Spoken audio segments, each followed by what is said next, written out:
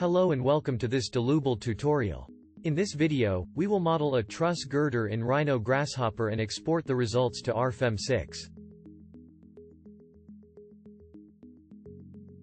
First, we start with the geometry. We create a point using the construct point component. Afterwards, we copy this point by holding down the Alt key and dragging the component.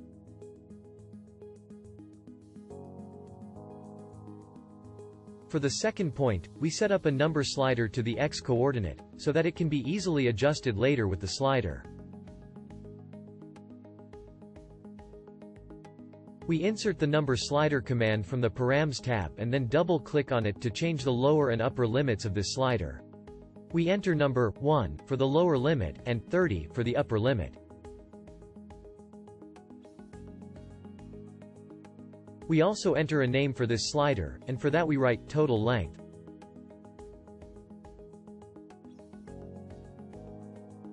By right-clicking the slider, we can select the slider type, floating point, integers, etc. For example, we select floating point.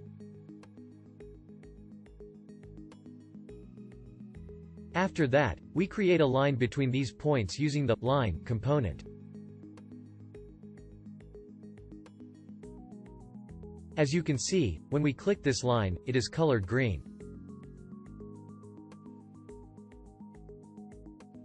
Next, we determine the middle point of this line using the curve middle component, which is in the Curve tab.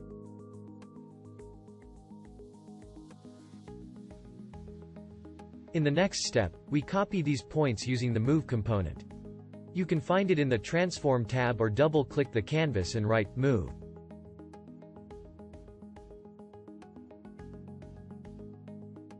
Now we start to copy these points in the Z direction. First, we copy the base points. As you can see, by default this value is 10 and in the Z direction.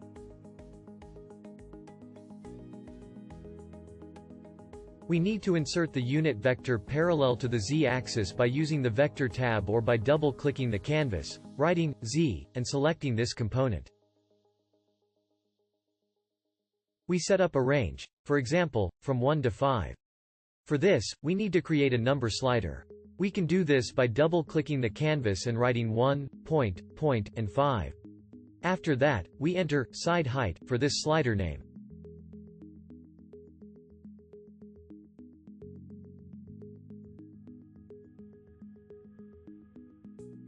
For the third point, the middle point, we repeat the same procedure, but regarding the value in the Z direction, we insert the expression component.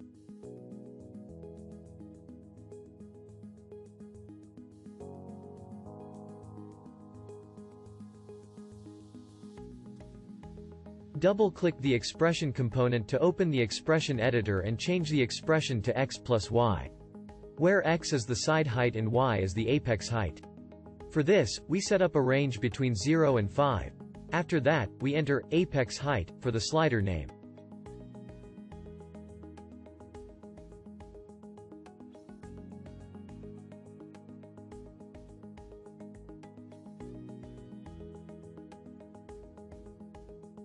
Then we create lines between these points using the line component.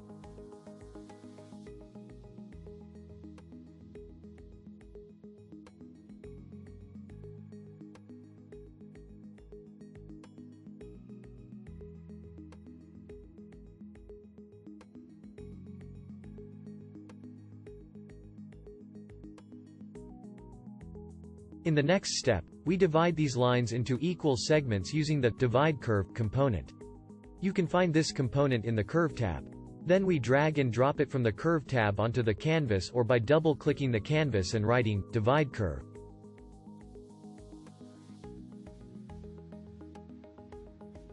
By default, the value of the segment number is 10. We set up a new range, for example, from 1 to 15. We repeat this for other lines with the same number of segments.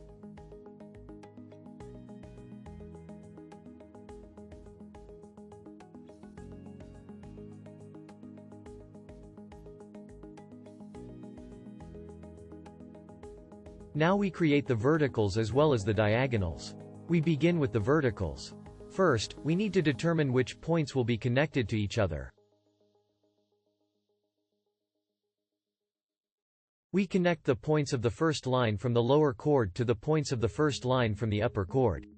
We start with the first lines from the lower and upper chords, as you can see. For the second lines from the lower and upper chords, we do not need to consider the first point, because it has already been considered. For this we utilize the cul index component. You can find it in the Sets tab or by double-clicking the canvas, writing cul, and selecting the component from the list.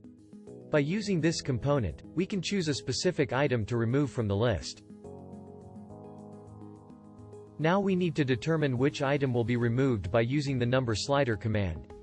For this, we enter 0, 0, which refers to the first point of a list. We repeat this for the points from the lower chord.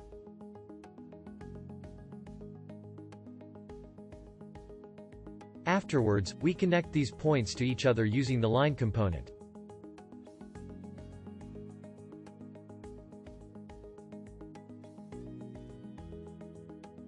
We group these lines by hitting Ctrl+G and writing verticals for the name.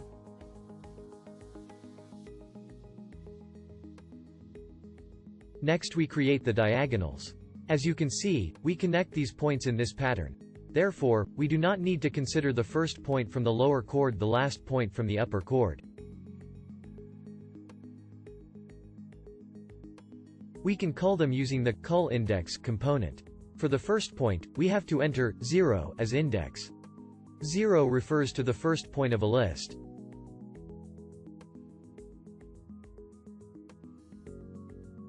For the last point, we have to enter -1 as index. -1 refers to the last point of a list. We can add the -1 to the range by double-clicking the slider and changing the lower limit to minus values.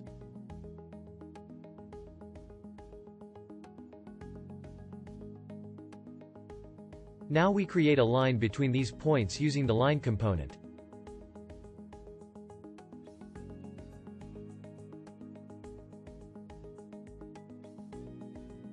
We repeat the same procedure for the other side.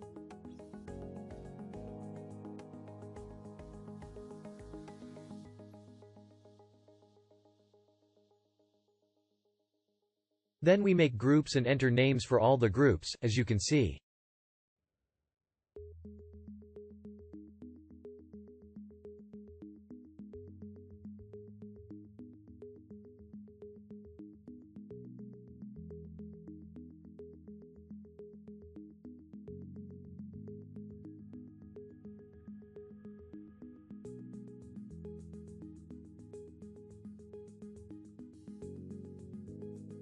Next, we put all the number slider commands together in a group to control all the parameters easily.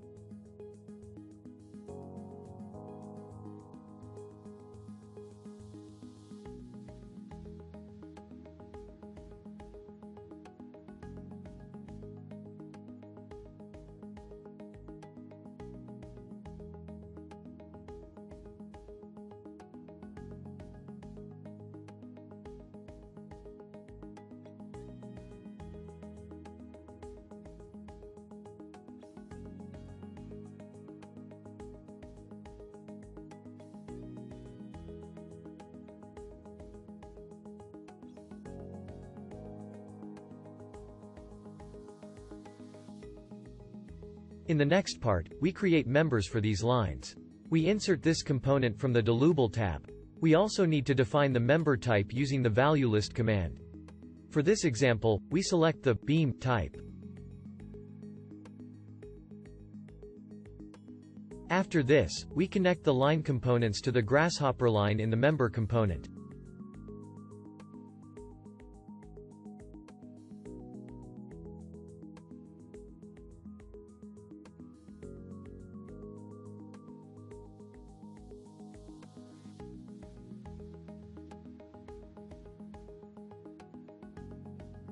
In the next step, we define the cross-section as well as the material. For this, we insert the Dlubal components, section, and material. Next, we insert the panel command to enter the properties of the section and the material. Now, we enter these properties. For the cross-section, we enter 1 as the section number, and R, M1 and 120/120 as the cross-section name. For the material, we enter 1 as the material number, and C24 as the material name. Make sure that you use the correct RFEM terminology. Only then is it possible to export the elements correctly into RFEM. Afterwards, we connect the material component to the material number in the section component, and connect the section component to the section start in the member component.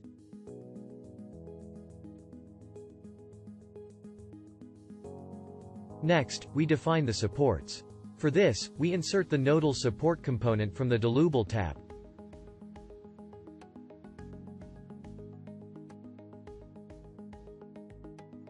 For the first node, we would like to create a hinge support using the panel command. As we mentioned in the first example, 0 means free, infinity, INF means rigid, and in between, with a specific number, means spring. Then, we connect this panel to the respective support conditions. We repeat the same procedure for the second node but with other conditions, because we want to define the sliding supports.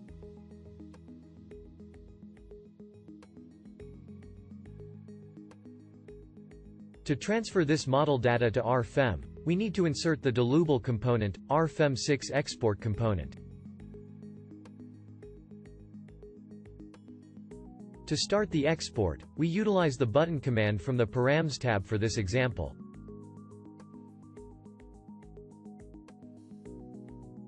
As we did in the first example, we can select units using the value list command. We can also overwrite the previous data in RFEM using the Boolean toggle command. This means the all data in RFEM will be deleted before the export, once we switch to true. After connecting all the components to the RFEM6 component, we double-click the button command to perform the export.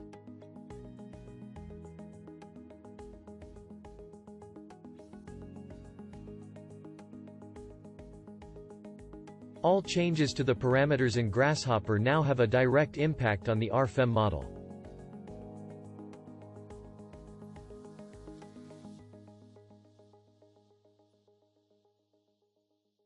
Thank you for watching. If you have any questions, feel free to ask them in the comments below. If you like this video, don't forget to like and subscribe.